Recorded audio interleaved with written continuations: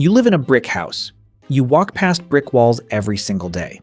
But do you actually know how they got there, how they stay up? What's stopping the rain getting in? We're going to walk through the whole thing from start to finish. And just to be clear, this video is about the brickwork. The inner blockwork follows the same principles. Same mortar, same checks, just bigger units, easier to handle, and a lot less fiddly. Before a single brick goes down, the foundation has to be ready. The brickwork sits on top of a concrete strip foundation. Everything above depends on what's below being solid and level. The first thing a bricklayer does before laying a single brick is set up the profiles. 2 aluminium profiles get clamped to the corners of the building. Each one is a long, straight metal post with gauge marks running up the face. Each mark is 1 course, 1 brick height, plus 1 mortar joint, 75 millimeters. The profiles are set perfectly plumb and perfectly positioned. Once they're right, everything built between them will be right. The profile is the corner. The string line clips onto the profile at the first course height, pulled tight across the full length of the wall. That's the guide. Every brick in that course gets laid to the line. Face of the brick sits just behind the string, not touching it. If the line is right, the wall is right. If the line is wrong, every brick is wrong. Then the mortar, cement, and sand. The bricklayer spreads a bed of it along the foundation, roughly 10 millimeters thick when the brick beds down. Consistency matters. Too wet and the brick slides. Too dry and it won't bond. It needs to hold its shape when you press the brick down but still compress slightly under the weight. Then the brick goes on. Pick up the brick. Butter the end. Spread mortar on the short face. Place it down onto the bed. Tap it into position with the handle of the trowel. Check the line. Check it's flush with the brick before it. Cut the excess mortar off the face. Move on. Spread, butter, place, tap, check, cut. Every brick. All day. When a course is done, the line clips up to the next mark on the profile. 1 course higher. Pull it tight. Lay the next course. The profile does the work. Every course level.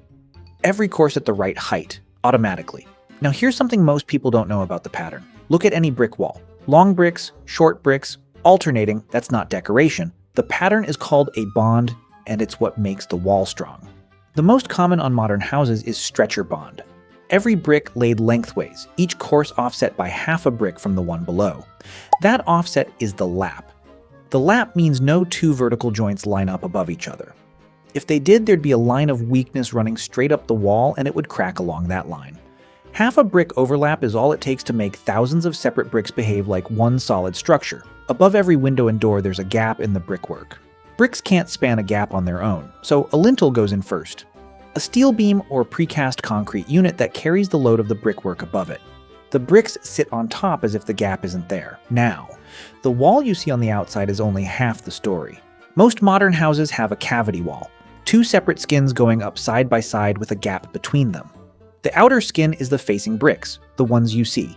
The inner skin is concrete blocks, never seen because they get plastered over inside. Both skins go up together, course by course at the same time. As each course goes up, wall ties get bedded into the mortar joints of both skins. Small stainless steel clips every 900 millimeters across and every 450 millimeters up. They tie the 2 skins together so they act as one wall. Each tie has a drip in the middle so any water that gets onto it runs off rather than crossing to the inner skin. Get the ties wrong. Wrong spacing, sloping inward instead of outward.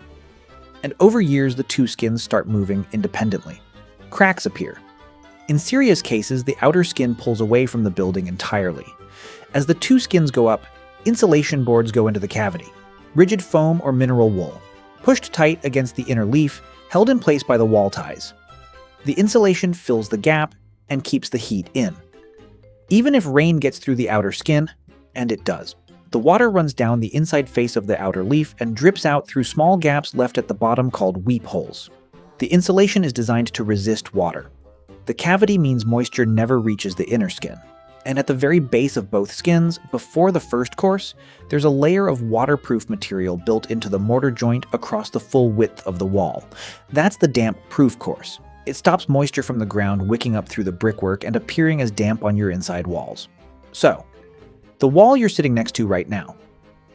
Strip foundation at the base. DPC above that. Profiles set at the corners.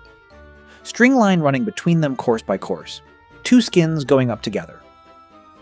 Facing bricks on the outside in stretcher bond, concrete blocks on the inside. Wall ties bedded in as each course rises. Insulation going in as the cavity builds up. A lintel above every opening. Concrete blocks plastered over inside. Facing bricks pointed and finished outside.